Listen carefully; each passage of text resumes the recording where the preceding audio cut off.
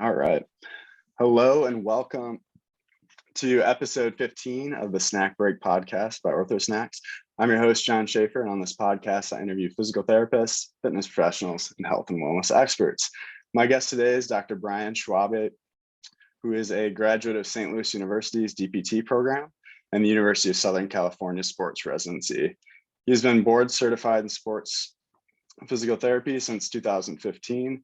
He's a registered international sports physio, strength coach, author, and fitness consultant. He's worked with the NBA, NFL, UFC, MLB, WNBA, and MLS. Additionally, he's a co-creator of the Student Physical Therapist website. He's currently working in Irvine, California as director of performance and training at a highly specialized sports performance center, and continues to create content surrounding entrepreneurship, sports medicine, consulting, and more.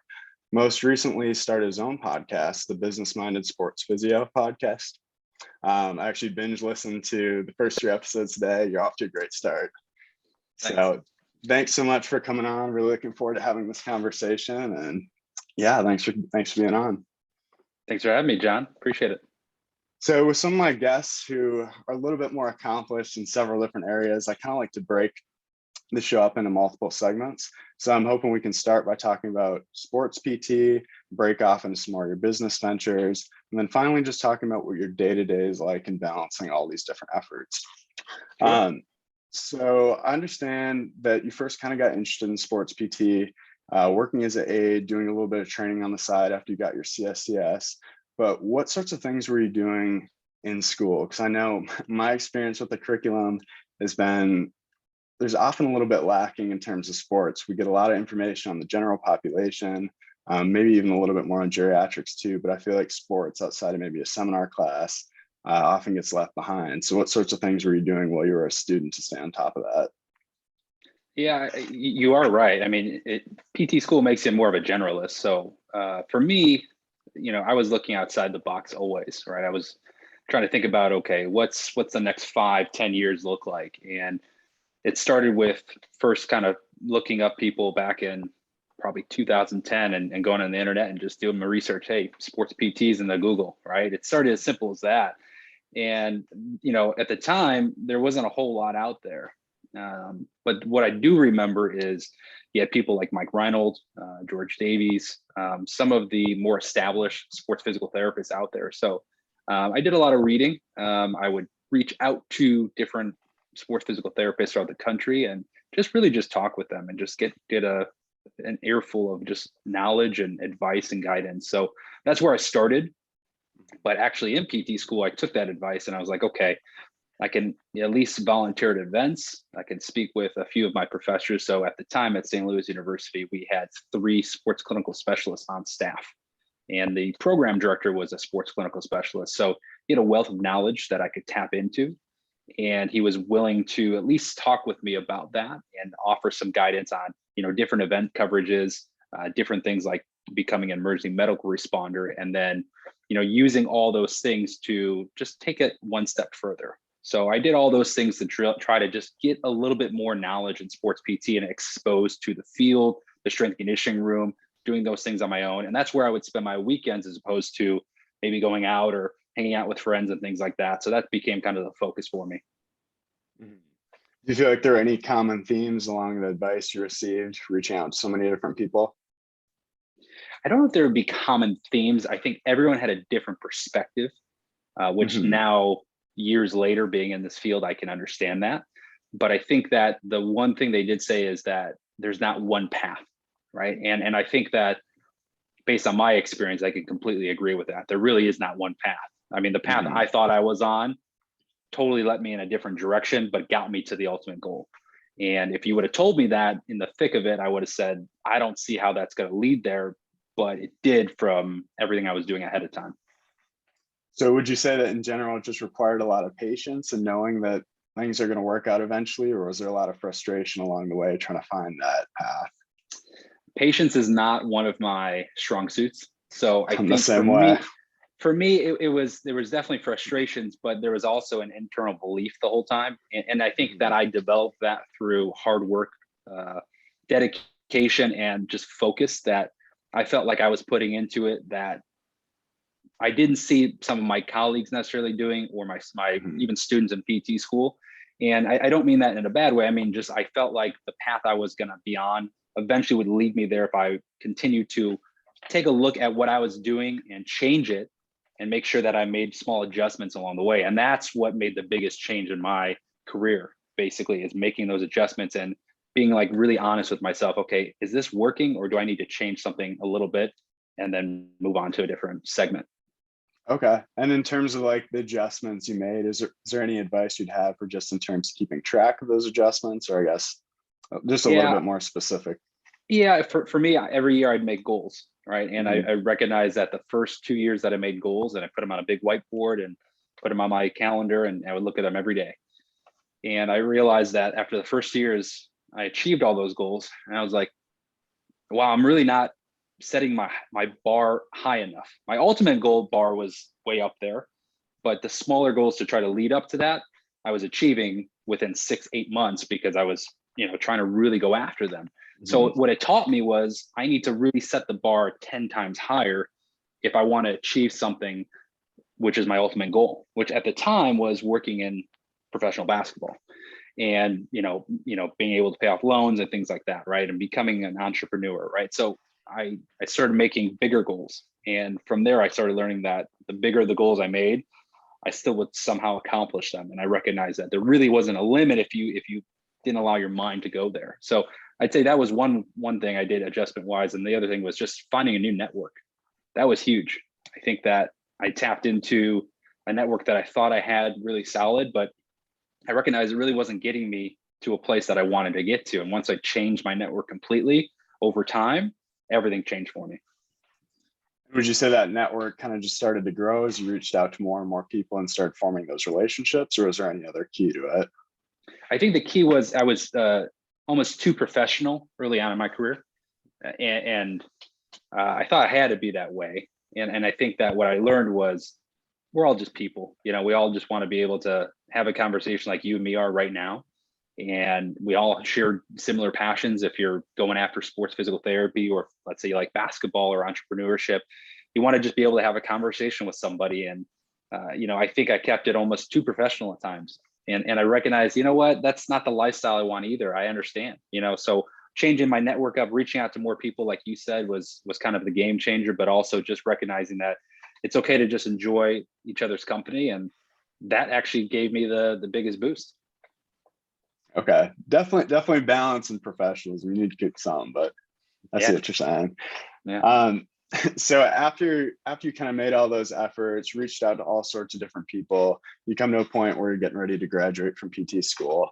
And then, so you go on to start applying to all sorts of different sports residency programs.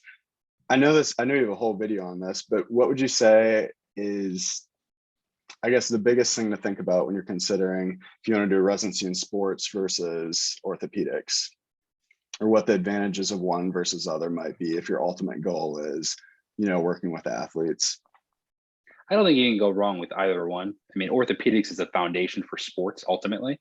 I think that if you really want to go sports, then you probably want to have some experience within that interdisciplinary team, and you're going to get that exposure in a sports residency. So if you're going to choose between sports and ortho, but you're leaning like I want a sports career, I could probably make the argument for sports, but I could also make the argument for orthopedics. It depends on what you're willing to do outside of your typical residency program, right? The curriculum that is laid out for you. So if you're in an orthopedic residency program where there's opportunity to jump into some sports things, or at least collaborate with sports residents, then you're going to get some things out of it.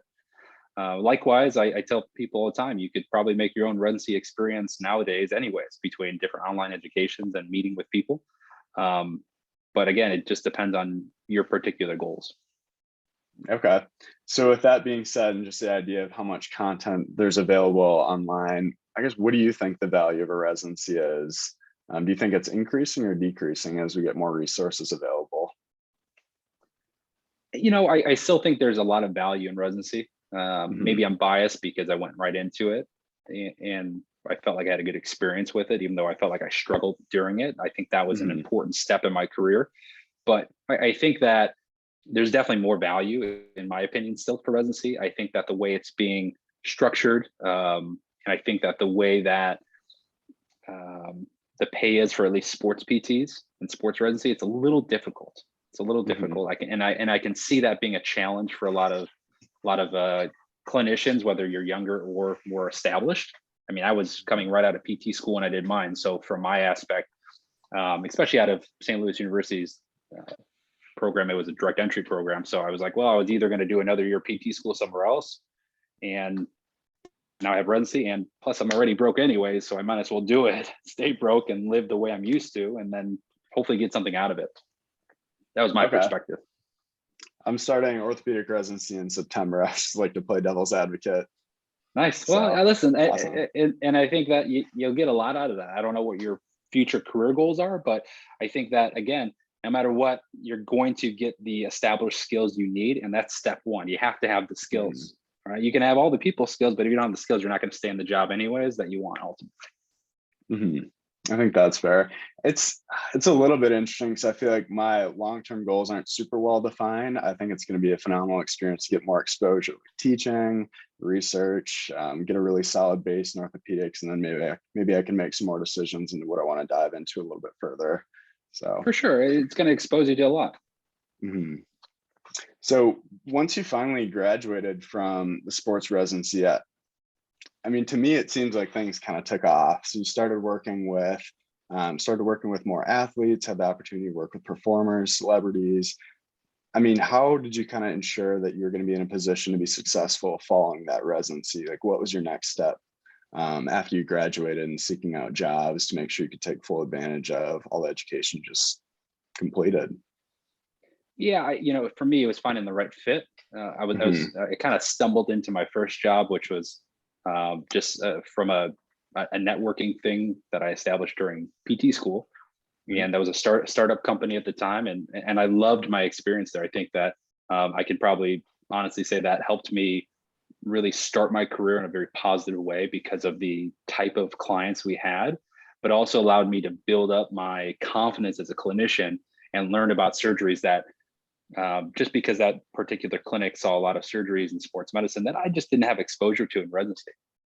So for me to sit here and say that I've had experience and success with those things is because of that first career job as well.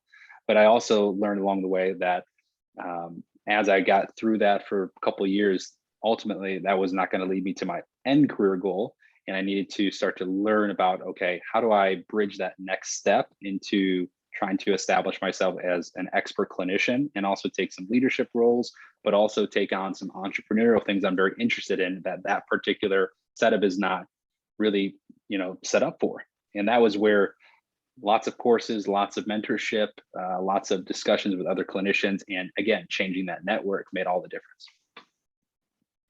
And so that was all following graduation. You feel like you're still kind of trying to refine your network and things like that. I still feel like I'm still refining my network. I think my network is a lot more established now, just based on where I'm at in my career and what I'm doing now, because I'm finally in the role that I've always been looking for. But it's every year has changed, and I think that's a good thing. That means that you're refining things constantly, and I think that along the way you'll find yourself looking at what you're doing and asking yourself, is this exactly what I want to do? Or is there something else, a different path I want to take? Or can I add something to it? Or do I need to subtract? And that's where every clinician, has to decide, what is it that I want out of my career? Okay. I think that's really powerful advice, because I feel like we get in these situations where you have this end goal in mind and you're so set on it that sometimes you aren't willing to adapt and realize that, hey, this might not actually be what I want. It's okay to pivot or go in a little bit direction. So I really appreciate that. And I think a lot of people would appreciate hearing that too. So what would you say your biggest piece of advice is to PTs trying to market themselves to, whether it's athletes, actors, performers, anyone who might be outside of that general population? I think first, the best way to do it is, or the easiest way is to find a market that is going to have those things, right? So this is where planning ahead for me was important, because for residencies, I even chose USC over Fairview, Minnesota, or Mississippi, or Ohio State, things like that, for the reason that I knew LA was a big market for professional athletes. And with my end goal in mind, I knew that if I was out there and I established myself and I found some connections and did a good job, that I would probably have a better chance of seeing that population more often. So I think that's first and foremost. But outside of that, there are definitely ways that you can market yourself to those particular type of athletes or clients, right? And I think that first and foremost, it starts with just doing a really good job for any client that you do see, because you're going to start to establish yourself as a go-to person.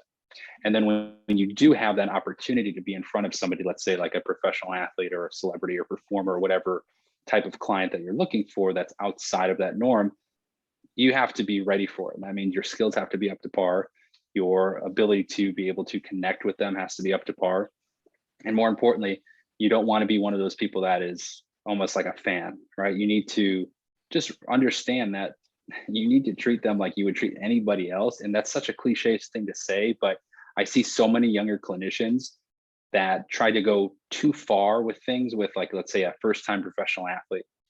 And I'll tell you, if you were to see my practice, like, you would see me do the most basic things in the world with people that are at the highest level, right? It's not about what you think you need to do with them. It's what do they actually need, and how are you going to communicate to them, right? And is that going to make them better and get them to trust you, right? And that's where it's more of the art versus just the science part of physical therapy, or even training in that respect, right? You need to understand that art, and that's a finesse thing that you establish over time and get better with over time. So do you feel like in some of your first experiences working with college and pro athletes, would you say you felt maybe a little bit more close to that fan experience, or not really? Or were you always a little bit more grounded? I don't know if I'd say I fell into that fan experience. I would say I fell into the intimidation experience. Okay. Meaning that I was constantly questioning myself versus establishing a front that gave confidence to that particular person in front of me. But I used that recognition of that to say, okay, I need to ask my more experienced clinicians, my bosses, things like that, for that feedback. And that's where mentorship comes into play, right? Similar to the way I have it now, where I'm in a clinic director role and I have a very established clinic and established clientele that it's primarily professional athletes. And I have a physical therapist that's under me that is residency trained, that does have experience, but wants that feedback. And I'm able to share some of those experiences with him. And as a result, like, he can get better as well, right? Because he's open to it, just like I was open to it. I think you have to be open to feedback and recognize where your deficiencies might be in order to get better. Okay, awesome. My next question is, so I'm curious about your registered international sports physio status. I guess I'm not entirely sure what it means. I know it's awarded to extremely select few group of individuals. I think the website said there's maybe 16 other people in the US with that distinction. So I mean, what exactly is it? What does it allow you to do? Is it just give me a little bit of details on it? It actually is not that hard to get. It's if you're a board certified SCS in the US, you can apply for it. You pay a nominal fee and you're automatically granted that certification. Now, the reason why I did it is so that I could start to establish my network in different areas across the sea, for example, right? Like abroad. The idea with that is I'm starting to travel more and more with athletes. I'm starting to travel more with clientele. I just want to be able to speak to other clinicians and establish sports physios in other countries, right? That was the idea with going after a certification like that, which is, again, as simple as just applying and paying a nominal fee. So it's not anything that's super special. It sounds better than it really is, but there's a reason why I did it. And because I want to speak more, I want to be able to do those things and have more of a worldwide presence versus maybe just a presence in the US. Awesome. So just having a lot to do with unlocking more networking opportunities, it sounds like. Absolutely. Cool. I think that covers most of what I want to talk about for the sports segment. So pivoting a little bit more towards consulting, business ventures. When did you first get interested in consulting? Again, I feel like it's not something that's covered very well in school. It's something I think is extremely interesting, but at the same time, it's like, what's the entry point? How do you get involved? And I just want to preface this entire business segment by saying that, Brian's got extensive courses covering these topics. So you can dive in deeper at brianschwabedpt.com. So don't feel like you need to go super, super in depth, because I know you got a lot more information on it out there. Yeah, no, I think you bring up a good point. Like it's not covered, but it's possible. And I think that one of the things that I've learned in my career so far is that there's not really a limit to what you can do as a physical therapist. I think we pigeonhole ourselves too much, but especially in economical times like now, or even the pandemic, I think people are starting to realize that there has to be other ways to generate income as a physical therapist. And guess what? There is ways to establish yourself as an expert and help people, but outside of your typical just rehab setting. So consulting became something for me to do by accident in some ways, meaning that I was working on the side with a lot of different clienteles, athletes that I wasn't necessarily getting at my current job. And I was, living far away from my current job. So I was traveling about an hour to my current job. Well, it's 45, 50 miles away. I'm in a hotbed of athletes. So, on weekends, I was looking to make more money. So I was working with, personal training clients and also working with some physical therapy clients. And at the time, I wanted to keep growing that. But over doing a good job and just talking with more and more parents, they started to introduce me to coaches in a gymnastics gym. So that led me to speaking with the coaches, and they wanted to potentially talk to me about ways that they could mitigate injuries and get some information on how to improve flexibility and things like that, for the most part, right? Because if you think about a coach's job, and at least in a gymnastics gym, they're constantly working with thousands of athletes, right? Hundreds at a time sometimes, and they're swamped. So if guys and girls are going up to them and saying, oh, this hurts, or I have this issue, well, one, they can't train, and two, now you have to help them out and take away time from your practice. So I figured out how to solve a problem for them, and that problem was they don't know what to do when someone's injured. They need professional help with that, and they want to be able to do their job and not have to think about other things. Well, now I set up a pitch to them saying, well, why don't I come in 1 or 2 times a month for 2 or 3 hours, be at your practices for the teams that you need the most help with. And then this way, when some of the girls or guys are getting injured or have established things, you can send them over to me. As long as their parents signed a waiver ahead of time, this is in that wellness category, right? Which is under our practice law.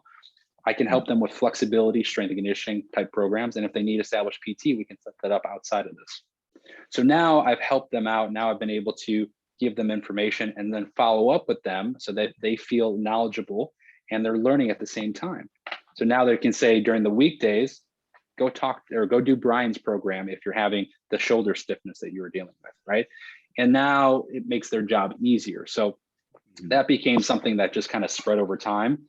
And they brought me in for 2-3 hours a week, basically. So I was doing it weekly for a while, and ended up doing it for about 3.5 years up until the pandemic with that particular gymnastics club. And that was very lucrative.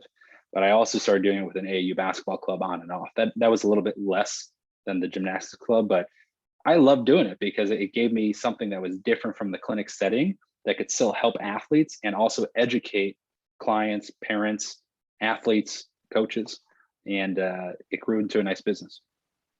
Awesome. So with something like gymnastics, do you have any kind of background, or what kind of research did you need to do leading up to taking on that role? My original mentor back in Chicagoland area was actually a very established gymnastics PT. She actually worked in the Olympics, and she was my first mentor. I'm still in touch with her. Her name is Gina Pongetti. She's an incredible physical therapist. So I've had some knowledge, but I actually definitely reached out to her and would just get some information from her, and then also just did my own homework, right? I mean, it was not that I was an established perfect gymnastics type PT, but basics still applied. Understanding the anatomy of the sport, understanding like the different things that they had to go through in that sport was built on from my prior knowledge with her, and also just from learning some new knowledge. Okay. And then with these different consulting opportunities, would you say for the most part, it kind of pans out as you being on site? Yes. Yeah, I was on site for basically every time I was there, right, at the practices. And then from there, I would start to unlock other opportunities within that opportunity. And I think that's where the art of entrepreneurship comes into play, right? And learning how to upsell. meaning that, okay, I'm here helping with all these things right now, but why don't we get ahead of this? Why don't we start with pre-season established movement screens next year for anybody that's interested? Okay, so instead of it coming out of the particular club's pocket, now it comes out of the parent's pocket for anyone that wants that extra individualized attention, right? Mm-hmm. And this way we can also hopefully, not be reactive, but more proactive going forward, right? And then, so now I've built this one consulting opportunity into, okay, now I'm doing preseason screenings for a separate fee, in season, every single week at the club, and then also some side physical therapy and personal training type opportunities. So now I've established that into 3 income sources from one particular consulting gig. Okay, very interesting. And then when you first start approaching a company or team, do you feel like most of the times people are pretty receptive to the opportunity, or do you get like a lot of pushback? I think that when I've gone about it, like let's say the AU club was a fresh one, right? Just reaching out. I think that you have to understand each stakeholder's needs, meaning that if you're a coach, what do you want your players to always have, right? And that's most of the time availability. Where do you need to fill in gaps that you would be willing to pay for, right? And is that in the budget? Those are all questions you need to probably have an idea about going into it and be ready to answer, right? So for an AU basketball club, why would they need a physical therapist on site to help with? Well, I can do more than one thing, right? I can also be an emergency medical responder if they want me to be there, because I am an emergency medical responder. I can help with all the athletes as an on-site consultant, but now I'm actually adding value to that business because that particular AU club, which is very competitive, right, has a physical therapist on staff that they can now say when they're pitching to clients, all right, when they're pitching to parents, hey, not only do we do X, Y, and Z, but we also have a physical therapist, strength coach, and emergency medical responder that is part of our AU club or gymnastics gym, right? So I think that if you can find a way to establish, more business for them as well, that's going to help you in the door for consulting, right? So there's different clubs that you can do that with. Now you can probably do it with high schools as well. I've had a little bit of background with working with private high schools, but public high schools are a little bit tougher. There's not as much of a budget. So you have to find where your niche is, right? And find where you can add value to that particular club. Okay. And have you done any consulting for companies, or has it all been sports teams for the most part? It's all been sports teams. Yeah, that's just where my passion lies, and that's where my expertise lies. Okay. Do you feel like on a broader scale, there's a lot more opportunity for consulting that people aren't tapping into? I do. I think there's a huge opportunity for it. I mean, if you think about it this way, most established clubs are competing against each other. But what do they all have, especially coming out of the pandemic? Tons of injuries, tons of just knowledge gaps, and they all want to get back onto the field quickly because they haven't done anything for 2 years. I think now is probably the most important time to try to go after different sports teams and try to establish relationships, even if it's not every week, even if it's just once a month, even if it's just, going in there to help with injury prevention things. You can pitch a lot of different things in order to help that club and add value. So yeah, I do. Okay. So it sounds like it's a lot of just, finding the angle, finding the gaps, and then taking advantage of them. So hopefully we see more of that in the future out of PT. For sure.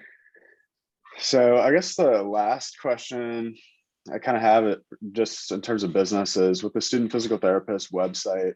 What was it like running that website during school? How has it evolved? And then what direction do you see it moving forward, especially with the relaunch? Yeah, so that started in PT school with 2 of my classmates, Jim and Chris, and it's changed a lot over the years. We didn't actually establish it into a business until probably 2017. We're a little bit behind the ball there, but it has grown so much because the original content we put on, which it started with just special test videos and just things we were learning in school because we learned better from a video format. But then we all decided to do residencies, both in orthopedics and sports, and become established experts. So that gave us a big platform to start to build off of, to share our experiences and also our knowledge. And over time, we all got busier in our careers and we decided to change it, right? Because it started to lose steam as a group. So we had our insider access page that launched, and we had great content behind it. but recently we decided to change the format completely. So Jim and myself decided to go forward with the company and buy it off of Chris, so that just the two of us run it now, reestablish what it is, add tons more value to all of our subscribers. And now our focus is basically creating your own residency experience online, meaning that Jim and myself have tons of experience in sports and orthopedic manual therapy, sports and orthopedic rehab, but also business experience. He's a cash PT owner. I'm an out-of-network owner, clinic director. I've had tons of entrepreneurial experiences. And even though I have tons of courses, we have a subscription page, Insider Access, that basically has hundreds and hundreds of videos and education to help people create what they think should be their residency experience. It's a mentorship in some ways, right? And for us, that has been a lot of fun because we love teaching, right? We love being able to add that stuff, right? So inside the Student Physical Therapist, we have our Business Minded Sports Physio podcast. We have a day in the life of sports physical therapist. We have some biomechanical things coming up, and it's been fun. So we're looking forward to the next 6 months because there's some big things in the works. Awesome. Just wanted to give you a chance to touch on that a little bit because I know it's been in the works for a while. So that's awesome. Yeah. And you'll be happy to know your videos live on with Barb and Ann still playing. So that's awesome. Do they? Oh man. Yeah. They're very old. Yep. So the last thing I want to talk about is just a little bit about your current role. You've talked about how it's kind of the ideal fit, combining everything that you've worked so hard for over the last decade. But how's your time split throughout the week between all these different ventures? Like, how do you stay on track? What are you doing day to day? Just give us a little bit of insight there. Yeah, I mean, my primary role is as director of IO Sports Therapy. So our clinic is basically split up as a out-of-network one-on-one cash-based PT practice that is established with partnership with Sanford Power, which is a high-performance staff.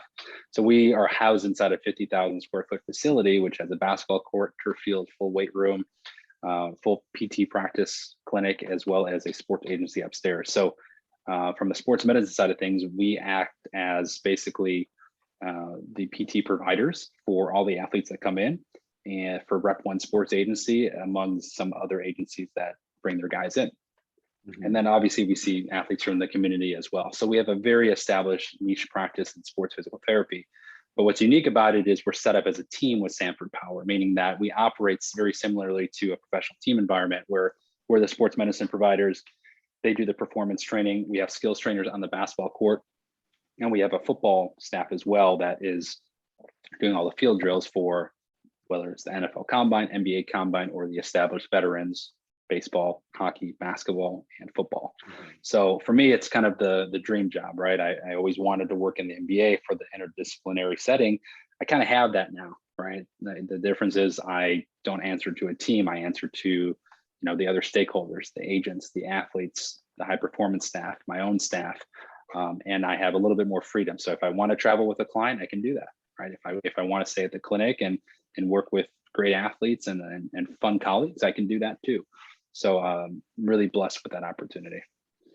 To answer your question though, about how I split up everything, I've kind of taken a back seat to certain entrepreneurial things because I've added some of those entrepreneurial things into our practice. So consulting, for example, would be built into IO Sports Therapy now. So we're working on closing a soccer club right now and a hockey club. So that is built into IO Sports Therapy because I don't have time for that outside of what I'm doing, right? Now, the courses, the student physical therapist, virtual personal training, that is all separate, and that's primarily on weekends, right? I spend that only in my free time, and that allows me to still build income. Some of it passive, from books and things like that, and then some of it active. And then, that way I can kind of hit everything I want to hit, but I build it all the way through, for the most part, the company, which is, to me, most important. Mm-hmm. So being in an environment where you're working with strength coaches and physical therapists, that's kind of the setup I'm in this summer. So I'm one of, I think, 7 strength coaches, and then there's maybe 8 or 9 physical therapists. Nice. It's a cool model to have that kind of collaboration, because I don't think I've ever realized before, how much of a spectrum there is from rehab to performance. You talk about it a little bit in one of your podcasts, how that it's almost a buzz concept, the rehab performance. But I mean, do you see more collaboration between strength coaches and PTs moving forward into the future, or do you think it only works within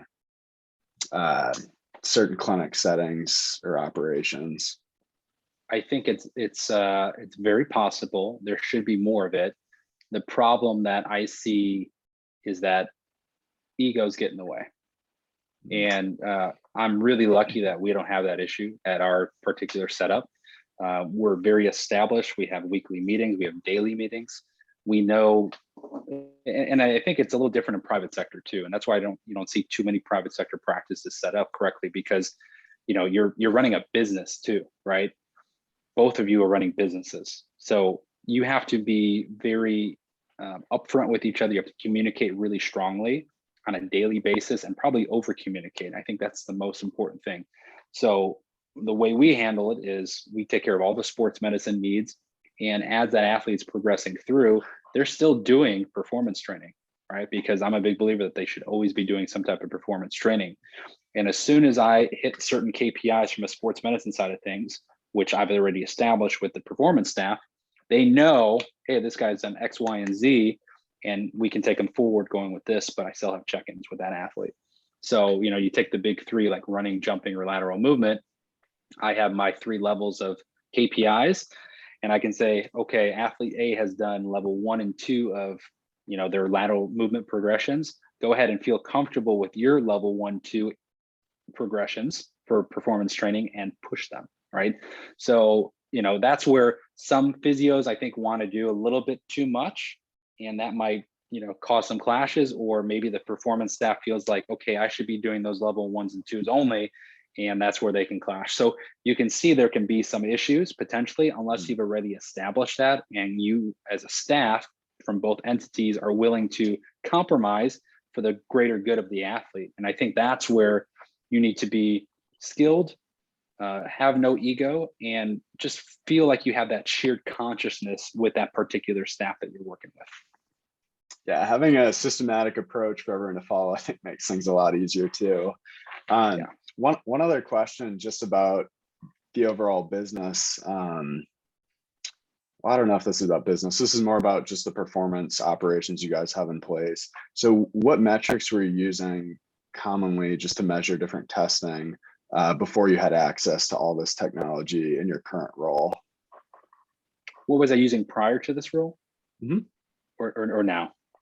I guess now versus before. Like, what I think that an issue that I feel like a lot of PTs have is just not having objective measurable data. So I was wondering if there was anything that you used before. I always use I always use a crane scale or a handheld dynamometer, always. Okay. Maybe not my first job, we didn't have those, but as I got onto previous jobs, I actually just bought them. So Okay. I use those. I felt like it was a reasonable cost, so I use that very consistently as a way to measure something. There are some other tools out there, but I think that's probably the one that I've used the most. I still use it, in my practice. Now, obviously we have access to force plates and, 1080 motion machines and everything under all the bells and whistles you can ever imagine at the particular setup I have now. That doesn't make you a good practitioner. What makes you a good practitioner is being consistent with what you're objectively measuring and making sure that that data is actually changing your programming to make a difference, and then retesting constantly to make sure that you have established KPIs. So prior to it, just probably handheld dynamometer was probably the most I had access to myself. Now, I would play around with different wearables that I would buy myself, but no other clinic provided that. They weren't willing to, and I think that's unfortunately a problem in the profession. We'll spend tons of money on bands and all these other things, and that's great, but I think we need to at least at a very minimum have a handheld dynamometer, and maybe eventually force plates if we can. Okay. I just think it's interesting because I didn't have handheld dynamometers for a single one of my clinicals. It's just really, so. I didn't either. I didn't even have it in residency, but that was also, gosh, almost 10 years ago now. But I think that it's becoming more of a established norm, hopefully. And if it's not, then hopefully that particular clinician is willing to refer out to somebody where they can actually make measurable objective data for, let's say, a return to ACL type testing, because hop testing is just not going to cut it. All right. And then the last thing that I have here is just kind of a quick round, the big 5 questions I ask all my guests. Brian, are you up for it? Sure. All right. What is your biggest key to a successful day? I would say probably just making sure that everything I did, it was all necessary the previous days, weeks, and months. So my successful day happened because of things I did in the past that I was consistent with. Are you any kind of a to-do list guy or anything to keep in order day to day? Big to-do list guy, big calendar guy. Awesome. Next question. What do you wish someone would have told you 5 years ago that would have impacted how you practice or who you are today? Probably ignore the naysayers and trust your gut and work ethic. Awesome. Next question. What book or product has positively impacted your life the most over the last 3 months? I am finishing a book called Mastery right now by Robert Greene. Great strategies and good history lessons on people trying to master their craft. Awesome. Is there any quote or mantra that you live by? Yes, many. I think one that I love, it's a quote from Arnold Schwarzenegger. It's never ever think small. If you're going to achieve anything in life, you have to think big and shoot for the stars. All right. And then last question, signature question of the podcast. Brian Schwabe, what is your favorite snack? Ooh, cashews. Cashews, I like it. We haven't had Yeah. a single repeat snack yet. I like it. No. No. Nice. So thanks so much for coming on. If people want to follow you or follow your journey, where can they find you? You can find me on Instagram. I don't post too much there, but I'd say the Student Physical Therapist, if you want to learn some stuff, studentphysicaltherapist.com, brianschwabedpt.com, and probably Instagram is probably the best. Okay, awesome. Thank you Cool. so much for taking time to chat with me. I really, really enjoyed it. I'm sure my listeners are going to get a lot of value out of this conversation. I know I did. So Great talking with you, John. Appreciate it. Yep. Have a great rest of your weekend. You as well. All right. Bye.